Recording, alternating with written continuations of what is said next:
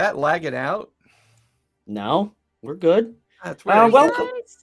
Welcome to Lawfully Chaotic. That's what we are. Episode 6 of season 2. Thank you for joining tonight or watching after the fact.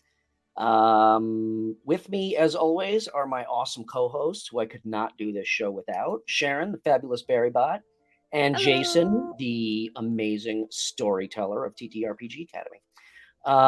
Tonight, we are going to be talking about role-playing games, mechanics versus mythos, the rule systems, how light they are, how heavy they are, how good or bad they are, versus the backstory of the game, which is more important, and all that fun stuff. So, before that, you guys have any announcements to make? Sharon, what do you got for us?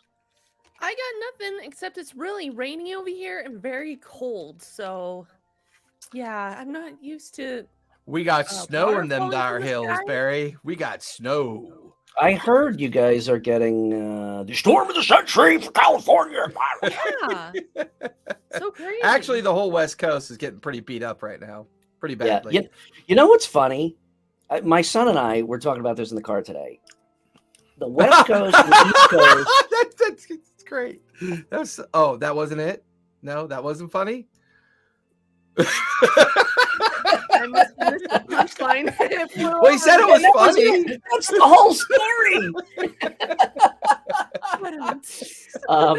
No, we were talking about this today, how the both coasts and the Southeast have just been slammed all winter. And Chicago, of all places, we have had the mildest winter that I could remember in decades. Really? Yeah, it is crazy. I've heard that. Yeah. New York, too. Even the New York folks were saying it's been insanely mild as well. Oh, on the east side. Hey, 3 miles. Thanks for joining us. So anyway, it's just, I don't want to derail us, but it's just, it's funny because this winter has been so freaking crazy for us, mild wise. So anyway, Crazy mild. So Sharon, sorry, announcements. The weather sucks. What else? I mean, that's pretty much it. I mean, we don't have any session this weekend for the Grayland, so we're going to be following up the following Saturday. So please be sure to check us out from 4 p.m. to 7 p.m. Pacific time. And yeah, that's pretty much it. Stay dry out there. Cool. Jason? I am working on new tables. I am. So what are you up to now? 25, 30? Well, I'll get there. Just give me time. I don't doubt it. I love this game. Although, with the I gradual... I say that with 50% envy, 50% you're fucking crazy, and 50% when can I play? Well, it's funny because I've been doing a lot of reflective thinking about, hey, Trin. Hey, what's up? Colorado. Yeah, Colorado's been pretty mild as well. It's crazy. Yeah, it's like the whole middle like hasn't had winter. we got enough hail at the ranch at 600 feet. They were playing snowballs. They were throwing snowballs around at each other, and our snow line is at 1,000 feet today, which is real low for us. Like it's almost snowed in the city. It got so cold. It's just crazy. In LA? Absolutely nutty. In Southern California in general. Holy shit. When's the last time it snowed in LA? Wasn't it like 2002 or 3 or something? It was actually, I want to say, about 8 or 10 years ago. Oh, 8 or 10. Okay. Well, yeah. Still a long It's now likely to snow in unfamiliar areas every 10 years. That's about to become the norm. Yeah. It's about to become the norm because of climate shift. Yeah, it's crazy. Evil curse on California. Well, it could be a curse, but you just gotta roll a natural 20. It'll go. It's Saruman manipulating the weather. Holy back, My big thing I'm getting excited about is getting the new studio open. So we're getting there. You're gonna have to take us on a pictorial / video tour because I really want it. Or I'm just gonna have to fly out there like I keep threatening, and I'm not joking about that. At some point, we should eventually. Speaking of Trin, guess what I get to do Saturday morning? I get to play in a one-shot.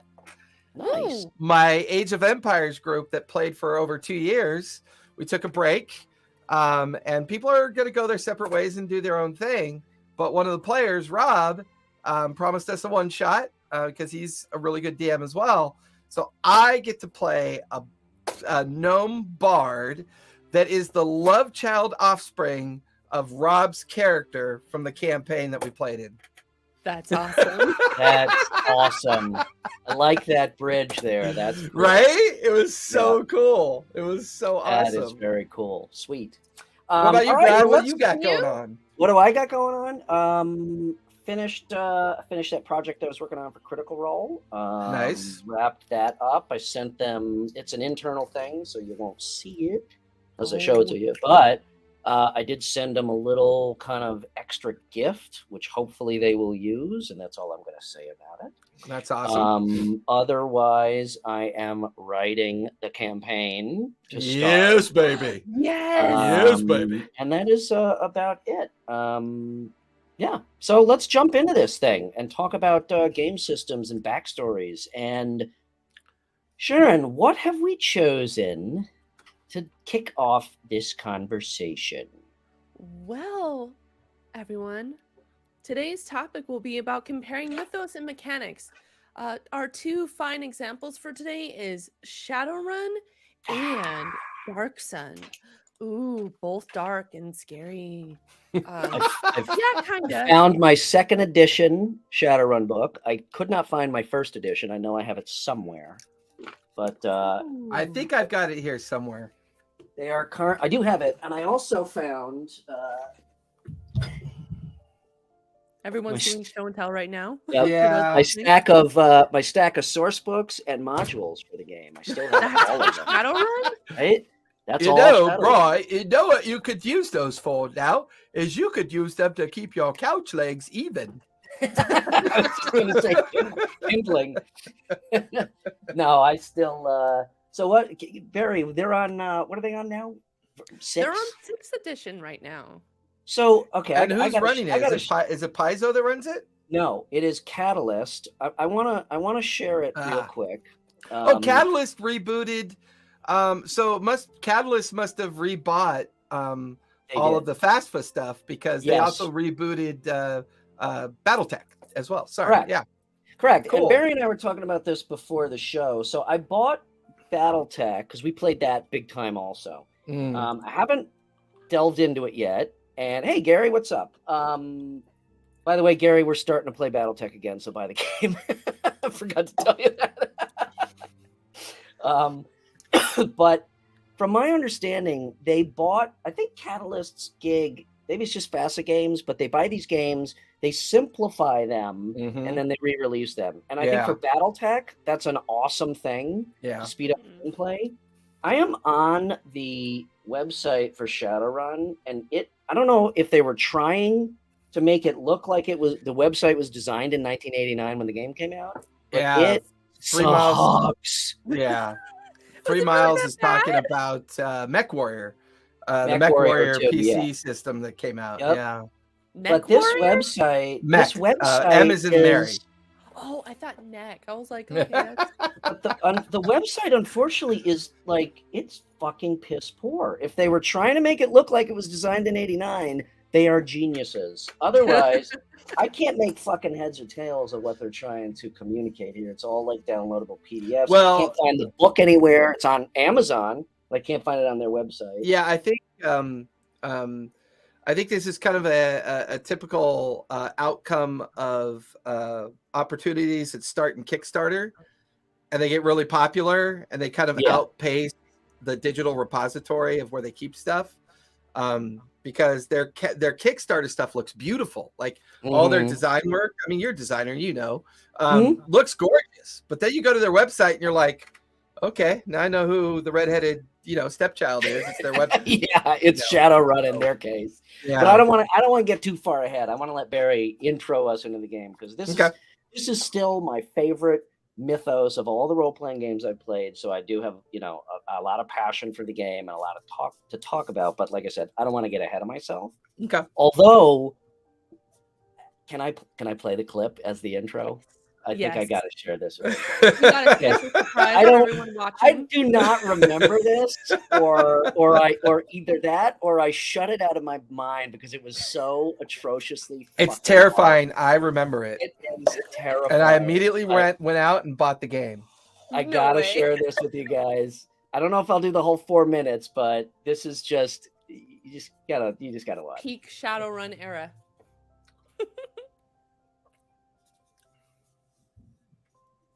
There better be audio.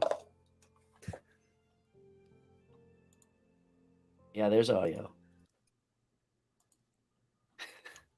I think the budget for this was about $9.50. Is it turned up? Because I can't hear it. Hold on. Oh wait, hold on. Let me do I guess we have to do voiceover then. How's that? Oh look, over there. Oh, can you hear it? I got you covered. I'll do it. No, over there. Let's go. What's going on with that door? This is top-notch Navy SEAL tactical training. This is their training video. Look at this.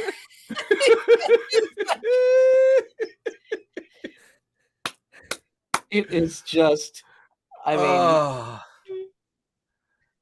and it's always only ever one guy on patrol. Right? It never occurred to anyone to have 2 or 3 guys on patrol. It's only ever one. Right, Gary? I think I must have blacked it out. I'm just gonna stand right here. Halt, who goes there? Halt. Who goes there? Look at that eyeshadow. What was she supposed to be? A wizard or what? Psionics. Yeah. Oh my god. Look at him. Look at him run. That's American tax dollars at work, man. Oh my god. Training. How many stereotypes in front of you? My god. Oh, shitload. Dun dun dun dun dun dun dun dun. Oh my god. We're not in any rush. Dun, dun. She's got, look at that. She's got like a Commodore 64 keyboard. Yeah. Okay, now here is where she jacks in to the here. Hair, boobs, bulgy muscles, sums up 90s marketing for you. Okay, now get ready for some awesome early internet graphics. Okay. The hair is just sending me. James Cameron better be scared. Look, it's Johnny Mnemonic's sister. Hey, why do you have that serial cable plugged into your head?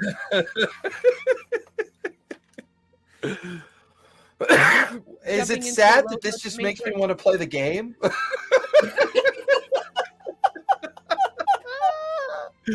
Oh my god! Like, wait, what's? Oh my god! Lawnmower Man, 3 miles. Get out of here. That's a reference.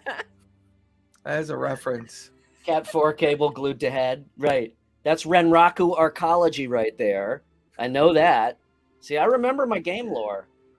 Oh my goodness. Someone's taking notes. The Eye of Ra. Cameron, hold on. Yep. So these are all the corporations, and they are sabotaging into the corporate data banks to steal info. Those were generally the missions. You gotta, like, Corporation A needs corporate espionage from Corporation B, and they want you to steal it, and this and that. But this is a really good example of amazing mythos and really, really poorly executed content related to that amazing mythos. So this video right now. This video basically sums up the game mechanics. Right. Yeah. Right? Uh-oh. Oh no. The guards are alerted. What took you so long? I've been out here flexing my biceps for 10 minutes. It was just too good not to watch the whole thing. Oh, FASPA. Man. Right? Oh, the journey. So we apologize for that. So anyway, that's your intro to Shadowrun. Barry, what do you got for us? What do you got for us? Beat that. Top that. See, now I want to wear like an 80s wig and play the game now. I have to be in. Oh my goodness.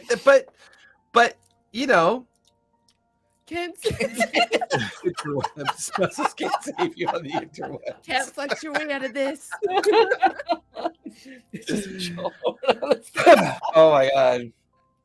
Oh my god, that was so. Oh, it brings back so many memories. Okay, so Sharon, what have you found in your research? Shadowrun, the game of corporate espionage. Yes. So, actually, before we kick it all off, have you guys ever like played Shadowrun? I mean, from that titillating ad. Tons. Yes, tons. Well, I'm a fan. I'm a fan of the word titillating. I'm not sure, you know. But yes, in that commercial. We did. I played. Yeah, Shadowrun we took a long break from D&D and shifted to Shadowrun. And Gary, how long did we play Shadowrun for? It was a couple of years, if I remember correctly. So yeah, we actually spent quite a few years on and off. Yeah. Titillating was that trailer. Yeah. So to answer your question, yes, we were very familiar with the game. Okay, so in terms of mechanics, do you prefer Shadowrun over D&D? No, not even close. So Shadowrun. Okay, so and it's been a long time, but I did just look through my book. Gary, correct me if I'm wrong because your memory's way better than mine. But so yeah, first and second edition we played. After that, we had stopped. So the core of the Shadowrun. Okay, I'm going to summarize. So magic. Center yourself. Right. Let me explain. Namaste. No, too much. Let me sum up. Let me sum up. So the mythos of the game is that in 2012 or 2021. I know 2012 was the Native American, or on the Mayan calendar, when the sixth age of history was supposed to occur. Mm-hmm. But there are also Native American, North American prophecies that are similar. So they played on that, and magic basically made its way back into the world, and it split America. It kind of fractured the world from a political standpoint. It split America. Half of America joined with Canada. The rest became its own country. Seattle, where the game is mainly played, is like the free city of Seattle. Okay. So it's kind of its own thing, and it's your basic like wretched hive of scum and villainy. So, yeah. So I'm getting there, Torch. It does have a bad reputation for mechanics. They fucking sucked. So magic came out. So there was magic alongside of, and because it was 89, it was like, oh, let's hack into the internet, So it was magic alongside like Johnny Mnemonic and Cyberpunk. And then people started mutating back into elves, dwarves, orcs, and trolls too. So that's how you got all of your D&D races back. So it was basically like you basically were all like mercenaries. Okay. And corporations, because the governments had kind of fallen by the wayside, corporations were where the real power was at. They had their own private security forces or armies, and they basically ran everything. Interesting. Yeah. So the general aspect of the game was you would get contacted by somebody who needed something stolen from another corporation, and they would send you in to do that. You would have a rival gang. That was a rival fun. Gang, right? Yeah. So there were street mages, there were shamans, there were street samurais, which were like jacked up with wired reflexes and bionic eyes and bionics and shit. Wow. There were riggers, which were like drivers, the ultimate drivers, because they could jack into the car. There were deckers who would go into the Matrix. So, and there was just a really rich. Basically, yeah, it was like Inception, but without the dreams. That's actually a pretty good analogy in a way. And there was a really rich backstory. I mean, I remember some of the names of the restaurants that they put into the Mythos in Seattle. No One way. one was the Stinking Onion or something like that. It was an orc restaurant. Probably, you know, that's a whole nother story. Is like, will that still hold up in today's, you know, social environment? No, but whatever. There was a restaurant called Run Shaw's. So it was basically like you had a map of Seattle, and there were all these, you know, gang hangouts and places you go and all the corporations. So the moral is that the background was really awesome. I used to reread the intro chapters just for fun, okay, just to absorb that that material. Now the mechanics is where the game fell short. So the whole system of mechanics, it was similar in a way to D&D. You had some attributes, you had a bunch of skills. Obviously, there was, you know, gear. You could also buy bionics and shit like that. You had essence, which was your kind of natural state. So a magician would have a really high essence. A street samurai, the more they replaced of their body with bionics, the lower their essence would be. That type of thing. It's like your humanity, if you will. Huh. So Okay. the thing, what sucked about it is that they based the whole system on the D6. Period. That was the only die they used. And I'm sure that the impetus behind that decision was, well, everybody knows what a D6 is, and everybody has them lying around, so let's use a D6.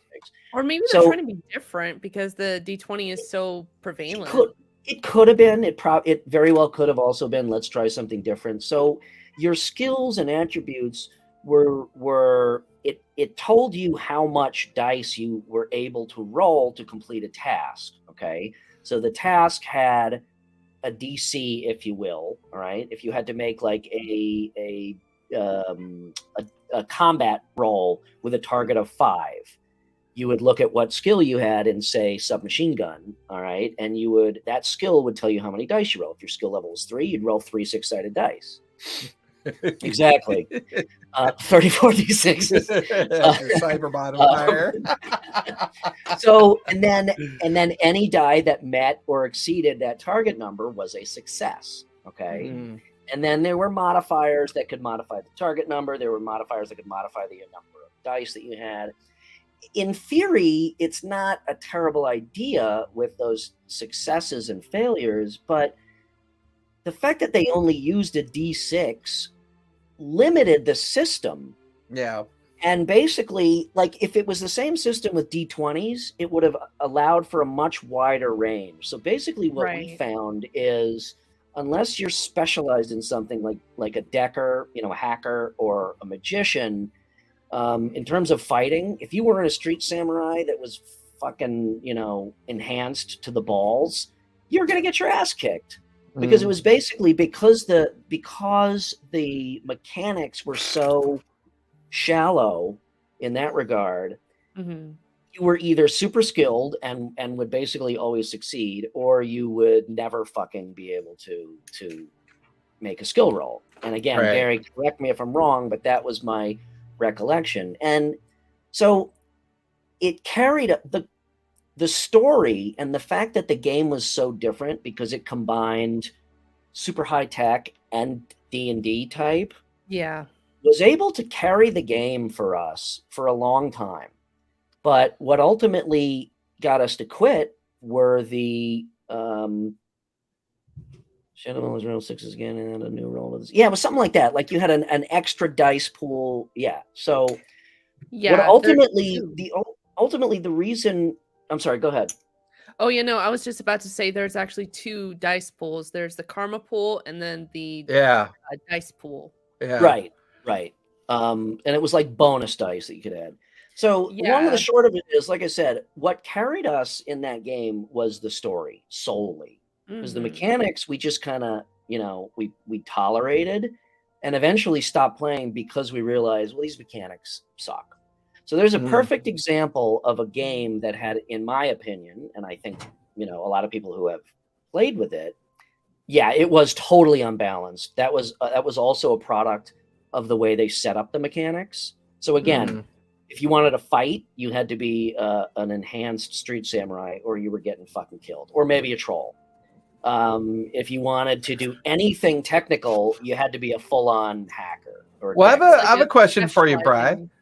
Does it feel like they went this way with the mechanics because of D&D? Like, did it feel like they wanted to be, like, to Barry's point, we're in the competitive genre of game systems, did D&D's popularity of their mechanic system of the time just create this idea that as long as you're different, you have a chance? I mean, I don't know the answer to that. Right?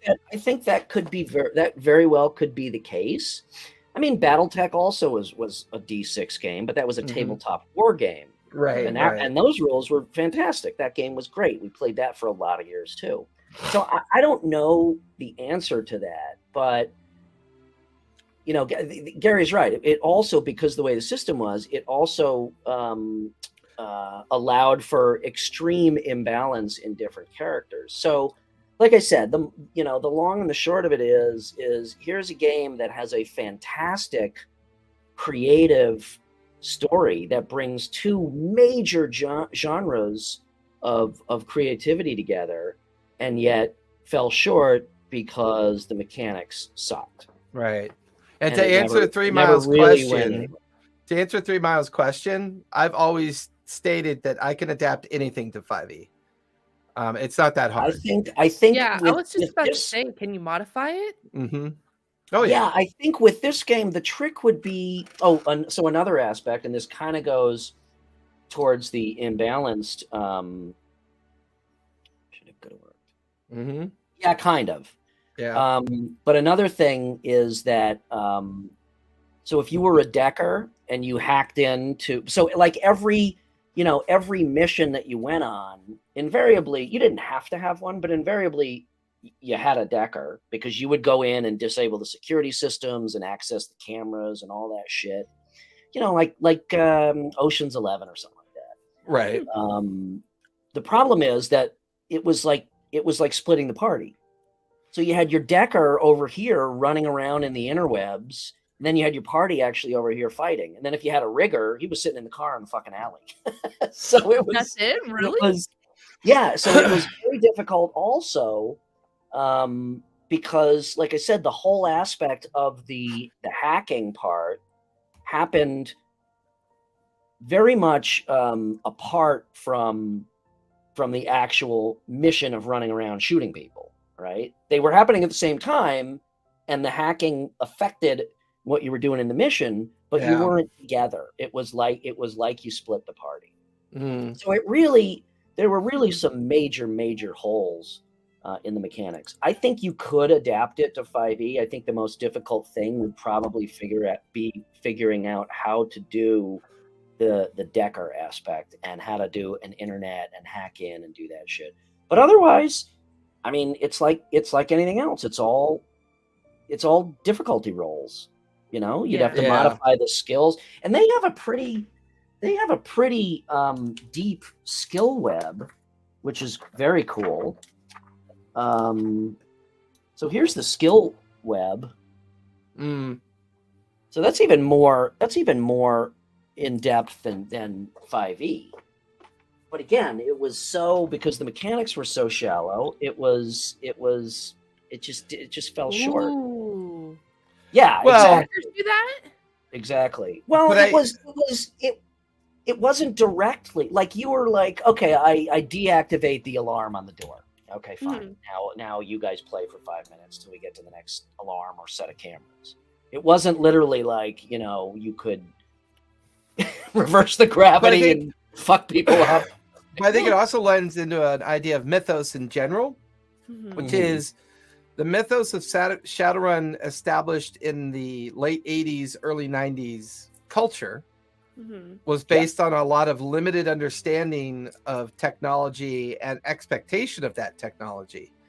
So if you fast forward 33 years, right, you could have a lot of fun with Shadowrun with adding things to its mythos like AI, adding social media. You're an AI, Jason. Biometrics. That's right. That one slipped by me. Fuck you and your AI. Yeah. But yeah, biometrics. You could do a lot more of the kind of like cybernetics kind of stuff.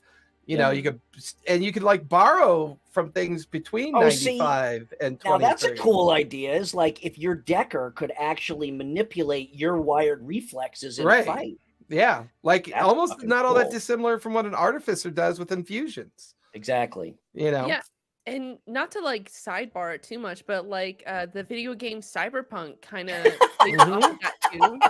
Yeah, like they're able to hack into cameras and you gotta put that up. Enemies. Oh no! One up. Twisted duos. like the face of the group looks back to the decker. Hey man, write me a script really quick, would you? Yeah, hold on. And then it automatically like transfers to their brain, and then they get this perfect ability to tell a perfect lie or something. Oh shit, my subscription ran out. Hold on, let me resub with Amazon Prime. Oh my gosh. Gary, that was true. That was about the time that Cyberpunk was catching on too. And that because that was focused. Yeah. Yeah. So I mean I would oh really? The Shadowrun again, I haven't bought the rules. I know Matt, you said you bought them today. By the way, thank you for joining us, Matt. I know you haven't read them. I may buy them just to read them, but I kind of feel that, and again, I don't want to throw shade at Catalyst because it is awesome that they are resurrecting these old games, but I kind of feel that Shadowrun really deserves a very, and I know, Jason, that you are very narrative driven and less about mechanics, and I don't have a problem with that. Like, again, Vampire the Masquerade is a good example of a very narrative type game, but I feel that Shadowrun deserves a really well thought out and really detailed rule set to fully take advantage of. I actually think one of the things it deserves that it would do very well is kind of when we've talked in the past about an evolutionary skill tree that makes sense. Yes. To the way characters evolve through such a kind of deeply rich lore-based and mythos-based environment. Like, to me, a good side quest would be you hear rumors of hacking software that'll improve your decker's cyber optics of their eye, so it improves their ability to hack into a system. But the software is located in a rival game's vault that you have to get to. Totally. But and then as they do all that, rather than traditional leveling, you could still incorporate some of that kind of cool skill treeing without it being forced like an MMO. We don't want it to feel like an MMO. No. But I think I'm beginning to warm up more and more to the idea of building like these little mini skill trees. And one of the things that warmed me up to it is I was talking to Sam, one of our players. What's up, Andrew? Thank you for joining us. I was talking to Sam about our next campaign, and I'm hoping they're going to write the campaign. Like I want them to build the world they're from, and I'm going to try to come up with my first mini skill tree system that will be interactive with the players, so that as they move through the world, they could run into something that enhances a skill that's unique to the choices they want to make from within the world itself. But I don't want it to be MMO. I don't want it to be Assassin's Creed. And when I start thinking about the Shadowrun mythos and all the creativity that's there, once again, what was thought to be creative in 91 compared to what we can now measure that mythos against, the advancement of creativity and the ability to create more layers of the mythos is just so more relevant now. There's so much more we can do with it. There's a lot more potential.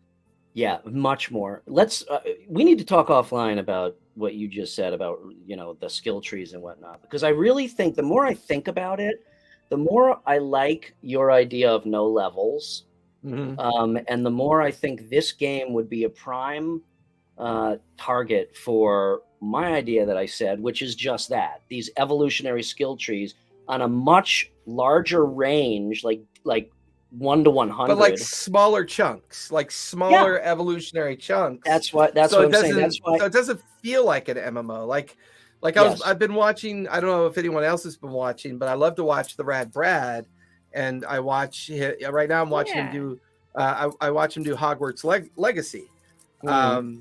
One of the most amazing HP games that I've seen. And I love the lore and the mythos of going back to the late 1800s to what they did with that storytelling. But I also love the way they did the skill tree. The skill trees are these, the more you use it, the better you get. So, and our Monday night game, champion, our Monday night game of no levels, just celebrated our 30th session, and we just had a milestone where everyone agreed to what their next thing is they gained.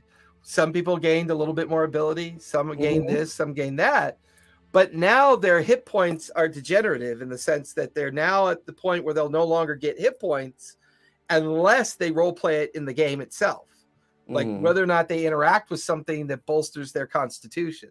So this recent milestone was their last hit point milestone, or only the world can allow their hit points to increase. Right. So like I'm going to go to the gym and work out to increase. Or I'm going to get this magic concoction from this creepy soothsayer that says, if you drink this, you'll be stronger than you could possibly imagine. Wow. So you literally have to pump iron to gain strength in your game. Well, not be athletic. You could be acrobatic. You could be. How many reps are you going to get?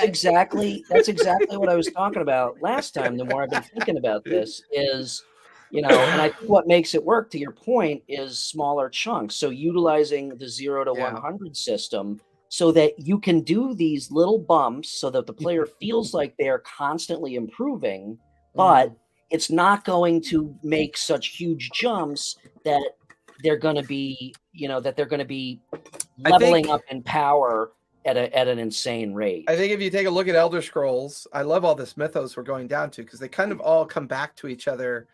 Like, I love this topic because I hope in the future we can talk about GURPS to a certain degree, because I think GURPS as a topic is great because it's the very GURPS. It was the very first universal game system that worked. Yeah, it didn't care what your mythos was. It didn't care what world you were in.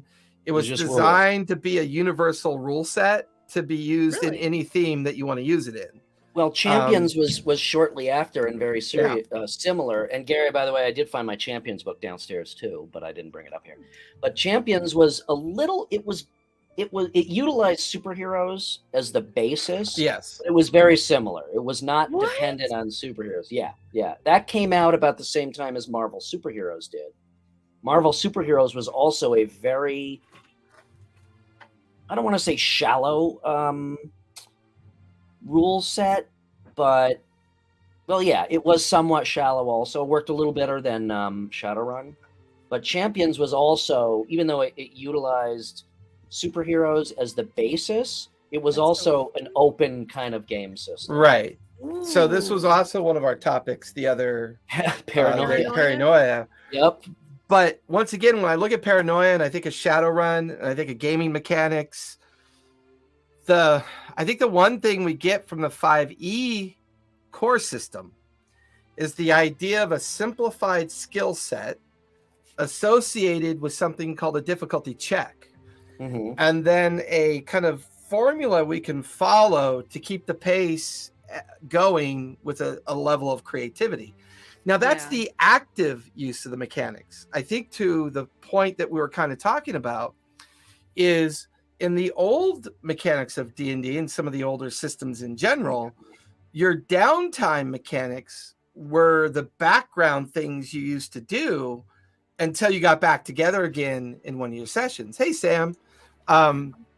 So it's like I've been going back and forth over this idea that when 4th edition struggled to compete with the MMO community and it did a poor job of execution, I still come back to the love of the idea of these little micro trees, these like little micro skill hubs that the players themselves create. And then they work on it with you as like a creative loop between you and the players that allows you to create while allowing them to specialize in such a way that gives them the opportunity to create a very unique player experience for themselves as well as the table. Yeah, I feel like Shadowrun was kind of trying to do that because they were trying to make people specialize in certain areas. Yeah. But it was still so janky. And then also just having to do skill checks for a D6. Are you kidding? Well, imagine the problem. I think the problem with D&D, and you just kind of stated it. The problem with D&D is that the only, well, I should say 5e, the major vehicle for advancing your skills or whatever is either raising your attributes or, major like level milestones, more spell slots or subclass shit that you get. And that only happens 20 times throughout a campaign and not very often. So there is definitely, I've always felt with D&D, as much as I love the game, that it's like, oh, everybody's always excited to level because I get this new stuff. And then it could be 6 months before I get any new shit. There's no vehicle for that world-driven, environmental-driven enhancement. There is, but it requires a GM to kind of like create it themselves and then introduce it as a possibility within. So the possibility is there, but it does not exist in the game. Right. It doesn't exist as a basic mechanic, as a raw feature. Right. But I think what they've done really well, that something I think like rebooting Shadowrun within the idea of a DC core system for starters, and then building the little mini skill trees to specialize in, allows transition to happen very fluidly and can either lend to mechanics or narrative depending on the table's vibe. I mean, you could even imagine if you had, these skills, and again, 0 to 100, much larger range, so you can dole out rewards at a much greater pace so that the players feel like they are achieving something, but because the range is so high, it's not, like I said, it's not going to be, you're leveling, you are making them too powerful too quickly. But imagine, like, what if you got a crit and instead of it doing more damage, that bumped up your skill 1 more percentage point? Ooh. It's like right. Yeah, no, and I think I think when we think about what Shadowrun can offer, Shadowrun is a really good example of a failed mechanic system, but a spectacularly well-intended mythos. Yeah. And a mythos that can easily transcend generational thought, so that as new ideas and new concepts around the idea of its mythos can be reincorporated into it. To me, that feels like a proper way of calling something 1st through 6th edition as it relates to the mythos of it. So I love Shadowrun's mythos. I will always love Shadowrun's mythos. That's exactly it, Gary. It's basically the whole crux of maybe in the back of my mind and my subconscious, I'm thinking about when we played Champions, but that's basically it, is these little incremental, rewards without having to wait till these major milestones of leveling up. Yeah. That's a good point. So let me ask a question. You mentioned GURPS. So GURPS is a completely open system and arguably a very good one, but because, and this was kind of what we started to talk about, why we came up with the idea for this show, because it had no mythos of its own. If I recall, GURPS was not super well received or super popular, I should say. GURPS was way before its time. It was competing with the idea that all games had an established mythos. So it was competing with that idea. What GURPS was trying to help everyone understand is that anything could be your mythos. If you have a core system that lets you, run a very fun and eventful game, you could use any theme in the world to develop a mythos of your own, or simply borrow somebody else's mythos and shape it around a better system. But by not providing that to the player, I think to a certain degree they provided a fantasy mythos and a sci-fi mythos, but it was very open-ended. It was very kind of a loaf of bread that was still dough and hadn't become bread yet, you know. And it was like you could take their sci-fi, because like I have all their GURPS stuff. I have all the GURPS stuff over here, and they have GURPS heroes, and they have GURPS sci-fi, they have GURPS fantasy, so they have all that stuff. But they never developed. You're right. They never developed the additional kind of core mythos that you could grab onto and run with. And I wonder if that hurt the game. You know, another one I'll throw back. That too. There was not. It felt so generic that it like. I don't know if it's fair to say that back then players and GMs were not sophisticated enough to realize, hey, I can create my own entire world. I know we did it, but not the way we do it today. Well, the one thing that they did very well, because I think that was just the expectation of the industry, is you built a mythos, you built the content, and then you built the mechanics, or you built the mechanics, you built the content, then you built the mythos. Like when TSR was releasing everything under the sun, from Star Frontiers to Indiana Jones to Gangbusters, right? They were releasing tons of mythos and content with the idea like they could run a core system to support all of that. Gotcha. But so they established the idea that if you want to develop a game, you gotta have mythos, you gotta have content, you gotta have mechanics. And I think some companies just were like, you know what? No, let's just do the mechanics. I think if we could build a really good mechanic, people will come and want to create their own mythos or come and create their own content. And I think it was just that competitive nature of how games were coming into existence at that time. You know, that brings up a good point. Has anybody developed, like, let's just say like a GURPS system that is completely generic, and then provided, like, here's your sci-fi version on top, that layer on top of that. Here's your fantasy layer on top of that. And maybe there are certain supplemental rules that support that theme. I think Paizo kind of dipped into that when they did Starfinder and Pathfinder, right? I think they created these two unique mythos, but with some connection as well. You know, I think GURPS attempted to do it. I think people have always dabbled with the idea of how can I build a core system?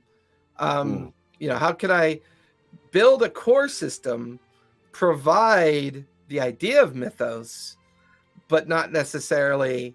So I don't think anyone's ever really kind of broken that mold yet. I don't know if people know.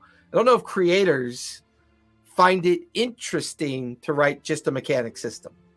I don't know if it's enough to keep them going. You know, really? I do. I get off on that shit.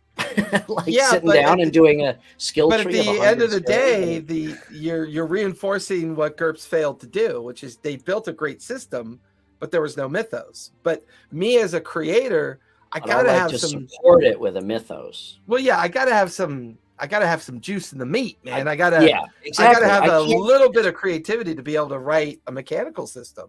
You know, no, I totally agree. I can't do it in a vacuum. I like doing it, but there's got to have some meat to it. So I'll throw out again Middle Earth role playing. So that was a very good system. That is kind of what we're talking about. D100.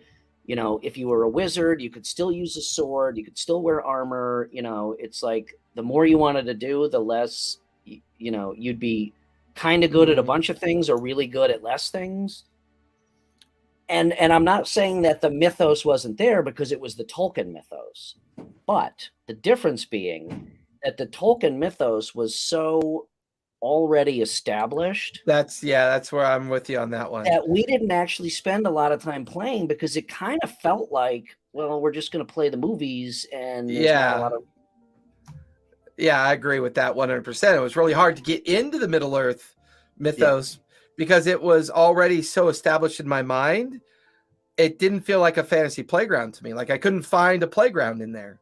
Yeah, it was all established and understood. I mean, Tolkien wrote thousands of years of content from a perspective of Mythos, it was hard to find a playground in which you could say this wasn't touched by any established arc or sub arc or expectation. Right. You're like, okay, who were the great grandparents of one of the Nazguls before they were turned into a Nazgul? Let's go play in that playground and see what we can come up with. Yeah, that's a lot of work. Not to mention the fact that there weren't a lot of monsters. If you think about the Tolkien world, there were orcs and goblins and some undead, and I mean, there was not a lot. So yeah, I kind of felt that. Sharon, what did you find? You also did some more digging into Dark Sun in this, as it pertains to this topic. What did you? How does Dark Sun fit into this? Since we talked about it last week. Well, because Dark Sun has a very rich background, but also with that background in mind, it does have a lot of like very antagonistic themes underlying it. And I feel like, with Shadowrun, you have such a deep and well-rooted mythos for today's society, but it lacks the mechanics behind it. And yet with Dark Sun, it has the D20 system. So. Yeah, and for a while there, I was a fan of the D20 system because I could pull it apart and make it work the way I needed it to work. I was using something called the CS, or the challenge system, where I was using the D20 system, but I was trying to create a much more simplistic way for the players to be able to interact with the Dark Sun world. So I was kind of reinventing pieces of the D20 system to just kind of fit with the notion, because the players didn't care. They loved the mythos of Dark Sun. Yeah. And D20 system allowed it to be very fluid and narrative, easy to handle. They were familiar mechanics, because if you're already playing D&D, D20 wasn't a huge stretch. The D20 system wasn't a huge stretch. Right. They hadn't evolved out of the chart system yet, those heavy charts, but that was coming with 5e, right? The deprecation of the heavy chart requirement and this cross chart, template of looking at things. But at the end of the day, what carries both these systems or these games is their mythos, and once it circles us back, right? Did GURPS fail because they didn't have an established mythos? Did other games fail because even though they had great mechanics, they didn't have a really popular mythos? It's like, I think this reminds us all that whether you're playing some, Doctor Who, Serenity, The Expanse, whether you're playing D&D or whether you're about to sit down and play a rebooted Shadowrun or an RPG version of BattleTech, which is amazing mythos. The RPG version of BattleTech is amazing. But I mean, you have Warhammer RPG, right? And another amazing overall mythos that's lots of fun.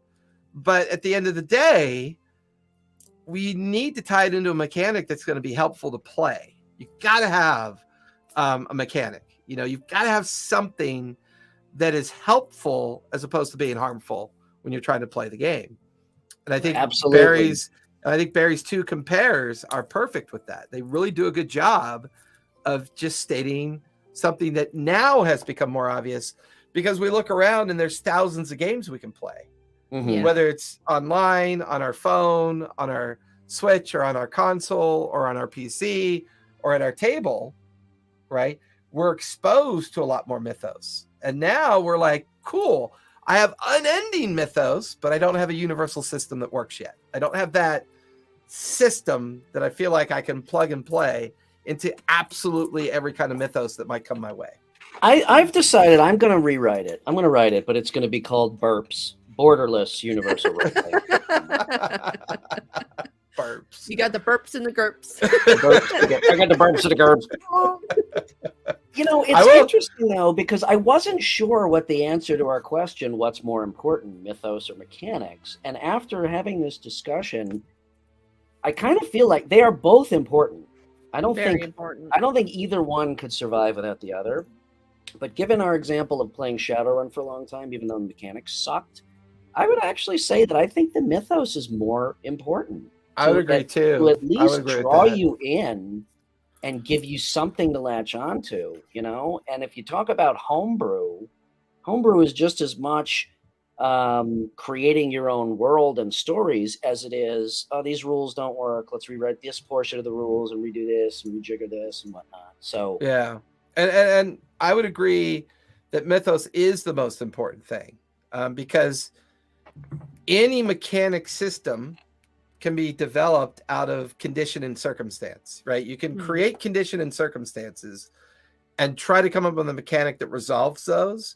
And if you put condition and circumstance into a mythos that everyone's having fun playing, you can resolve everything. You can make it fun. You can be creative at your table with other players, or you could just, ad hoc a D100 system that just makes the outcomes seem interesting or fun, as long as the mythos is attractive. If the mythos brings you there, it kind of answers its own question. I would agree. I think mythos is key.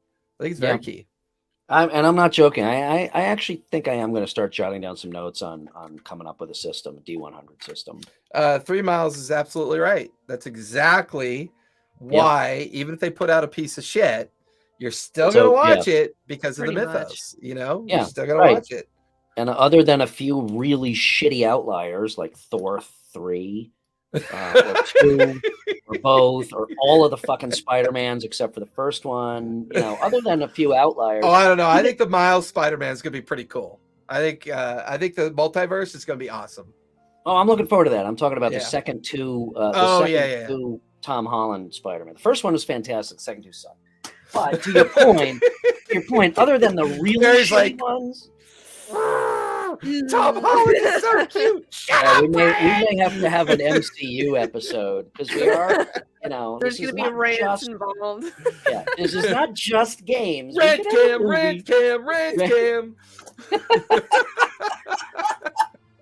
It happens every episode. I know Matt and Gary and Jeff, if he was here, would back me up on the Thor movies and the Spider-Man movies. But no, to your point, Howard the Duck.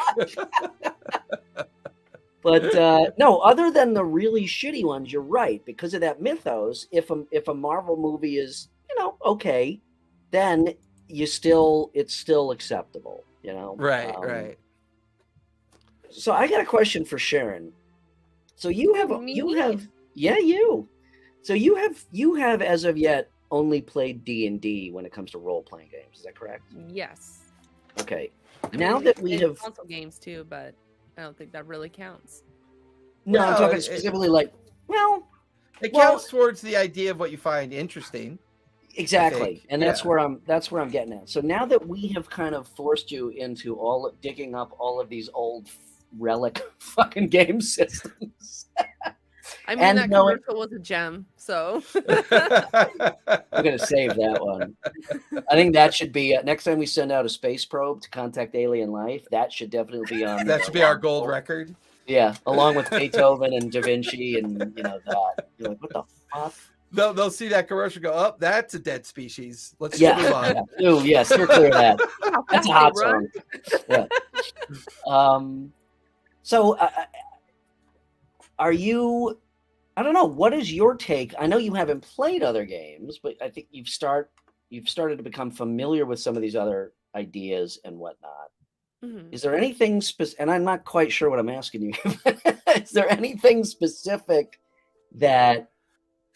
What do you feel as a player? What do you? Yeah, especially as a player. That's a good point because we're looking at this, I think, more from GM point of view. Yeah. As a player, what do you feel is mythos versus mechanics, and how big of a part does the GM play? And then likewise, is there anything that is starting to pique your interest to want to try other than D&D? I think mythos is very important. I think that's what really ties, everybody into play in the first place. And that's the thing. That's like what I really love about reading and all these, movies and video games. It's all about the story. You want to know what's going on and want to be in that world. But I also feel like mechanics are pretty important because I think after a while it would seem kind of like, if there's books, I think I'll just read that instead type of thing. Because, the mechanics have to not drag so much, and I feel that that's pretty important, because there are even like certain games out there where like the story's there, but the game was just trash. So as a player, pursuant to what Jason was saying about the no levels, and you're slowly winning me over on the more open system, Jason. But pursuant to that topic, do you feel, so let's say the Mythos is fantastic, you have an exceptional narrative GM, do you still feel that it is important as a player to have your character advance mechanically and feel like you are on paper achieving something beyond just the narrative portion of your achievements? How important do you feel that is? That's a very clever use of the word progenitor. That should be the name of the new system, Mirrormetrics. Mirrormetrics, yes, it lives. I'm pretty familiar with the skill tree system because, as I said, I'm play video games on the side, and that's what they do is for skill trees. As you progress in the game, you could level up certain areas, and you feel like a sense of accomplishment after doing like a milestone in the game. So I think that concept can work really well with TTRPGs, because then it gets you more involved in building your character too, because it doesn't have to be a set stat. It can just, you're growing. Okay, so some kind of mechanical advancement is still important in your... Yeah. Well, and I think Cesare brings up a good point. There is that sense of dopamine excitement when you realize you hit an opportunity. I would grab onto that excitement and say, what if we did that more frequently with the smaller skill trees? Like, you still have your major milestones of major accomplishments, but what if you're in the middle of a great game and you've been working on becoming an alchemist, and you do a series of very difficult roles and study at a library, and suddenly you know how to make your own rare potion that no one knows how to make, and it becomes an open world artifact of that game that you're now playing, where only you can make it, and now it's an economy that you can sell within the game, and you're creating this whole little like tangent of your existence within an open world game that fulfills the want of the player, but can also create a lot of content within the group and the game that you guys are playing. Real-time skill tree development. Yeah, that's what we're talking about. And by the way, if anybody wants to know, EMP Studios Cesare is the one that's currently designing my studio for me. So he is, I believe he's traveling to the San Francisco this weekend for a gig. But if you ever need any help with production work, if you need any help with studio audio work and filming, hit him up. Just look up EMP Studios, and he is a gift from God. Let me tell you, his natural eye and ear for talent is far superior than anything I've ever seen. And it's awesome. Thanks, Cesare, for being here tonight. Appreciate you. Cool. Yeah, so I mean, even the D20, or the 20 point, 20, 22 maybe. Can't even type. I'm blushing. I can't type. even the 20 point attribute range in D&D, I don't think allows for enough of those little accomplishments without.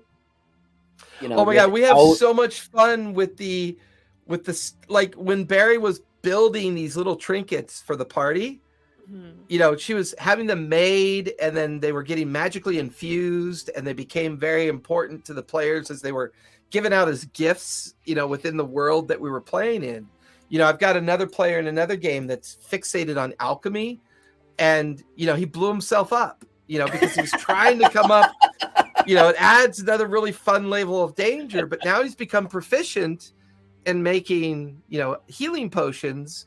Right. And then I had another player that's like and his nickname is now Lefty. There is a lot of opportunity to create these little mini kind of leveling systems and mini little skill systems within these games and let the players create them.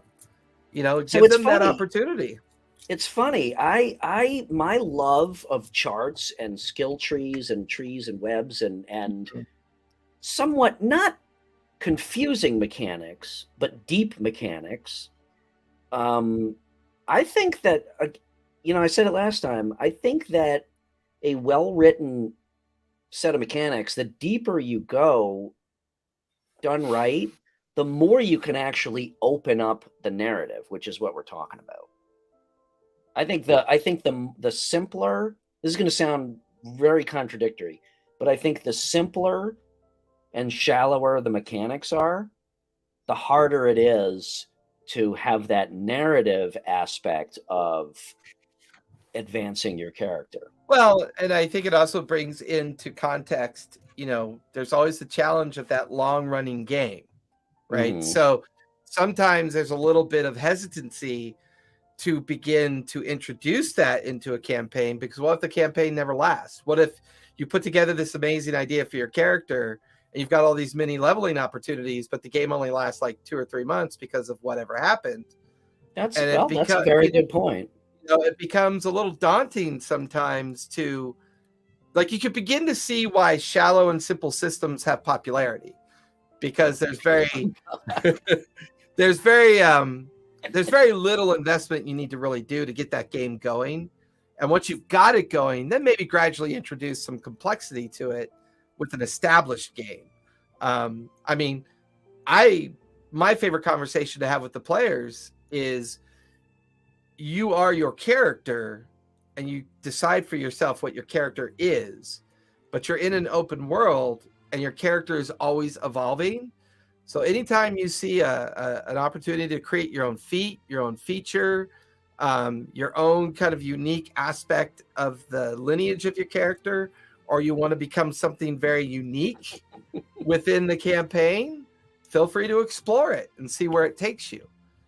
Yeah, but I think you're both hitting the target when it would be nice to have at least a little bit of a starting point, something kind of at the ground floor that makes that opportunity more researchable, a little bit more involving for, when people are building characters, regardless of what mythos they're in. And it becomes to be more important to the player, I think. And that creativity kind of re-inspires them to, have a different relationship with their character.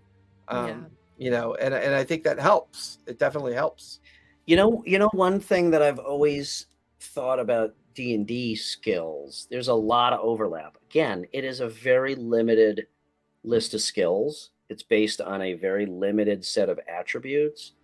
And, it's always been an issue when you're playing. It's like, okay, I'm going to check the door. Okay, make an investigation check. I'm going to help. I'm going to do it too. And everybody does an investigation check.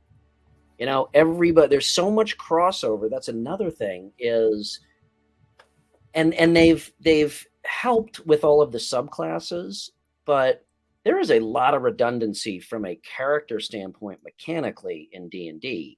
And a lot of times, even if you've got two characters that are at opposite ends of the spectrum, you've got a rogue assassin and a wild magic sorcerer, there's still a lot of overlap. Mm-hmm. And that, I think, too, can be solved with a much deeper skill tree, a much wider level of skills. Like, then you start to develop, like, okay, well, I'm going to be really fucking good at picking locks to the point where nobody else really needs to try.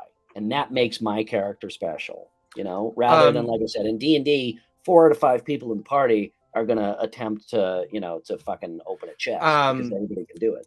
Actually, Cesare also brought up something that I've been thinking about for a little bit, because it is an interesting. So I included the link to Grey Castle Press review of Journey. It's something that's been getting a lot more opportunity because of isolation and challenges of finding games.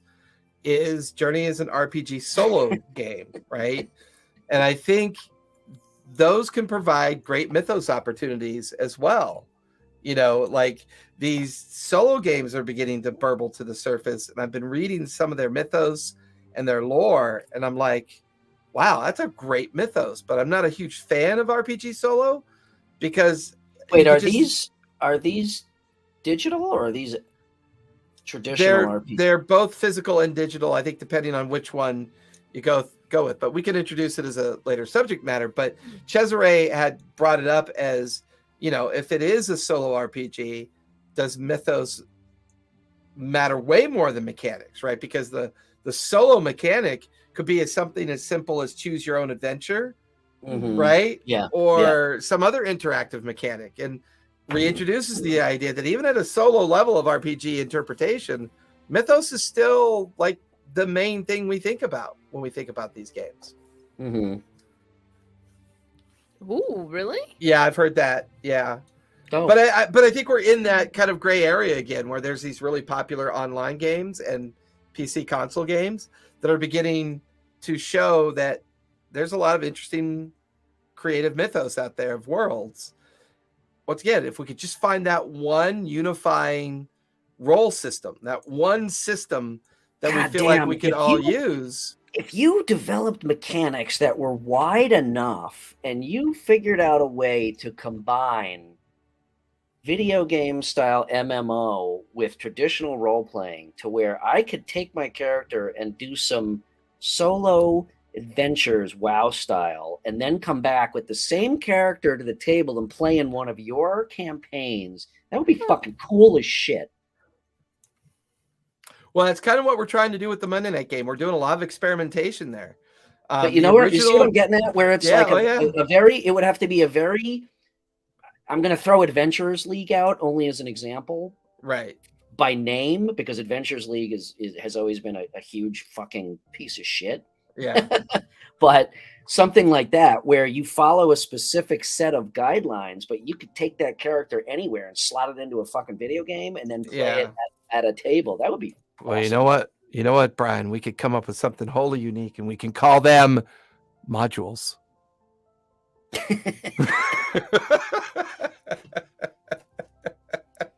We should make a game where it's like you travel around the United States and you buy properties, and then when people land on your properties, you charge them money, and then whoever has the most. You know what? We could monopolize that revolutionary. Game.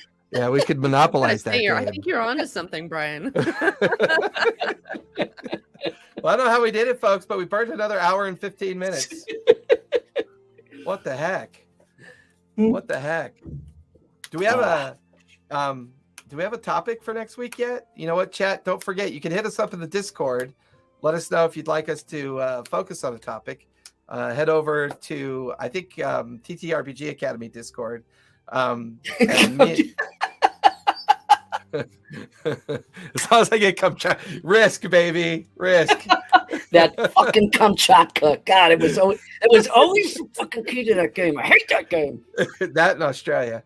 In Australia, oh yeah, you're right. Australia. Once you got Australia, you fucking. That's it. That's Park Place and Boardwalk, baby. I kind of feel like I want to talk about the MCU next week. Well, I do like the idea that we talk about superhero games and superhero mythos and how that kind of plugs into things. That'd be a lot of fun to talk about. Boom, done. Next week's topic: superheroes. MC, Marvel, I like that. DC. And I will dig out my 82 books of superheroes, including a very uniquely 4-set book of Teenage Mutant Ninja Turtle role-playing game from the late 80s, early 90s. Oh shit! I remember that. I have the complete set, and the bindings have never been cracked. There is a Marvel TTRPG. It was not bad. Again, the rules were a little light, but in such a way that it was fun. It was Marvel superheroes. Marvel heroes. Yeah, I will gather up my superhero content for show and tell. I think it'd be a real fun one because it's so relevant to our media culture right now with the DCU MCU battle that's been going on, as well as the post Malibu Image, DC Marvel comic book battle that took place over a 10-year period. And then out of all of that, we still have this opportunity to kind of play games with those. Image, and Valiant in early 90s, 90, 91. Blew up. And the birth of Spawn, right? The birth of Spawn. One of the most Valiant, Spawn became one of the most interesting anti-heroes that ever still is. Yeah, came into existence. Wait. Uh-oh. Here it goes. Hold on, young folk. Let me go get my Todd McFarlane shit. Oh my gosh, that's so cool. Yeah. This is one of like about 8 spawns that I have. I fucking love. That's his way. witch hunter one, isn't it? What? Isn't that when he's a witch hunter? No, it's that is Western cowboy. Oh, okay. Cowboy guy.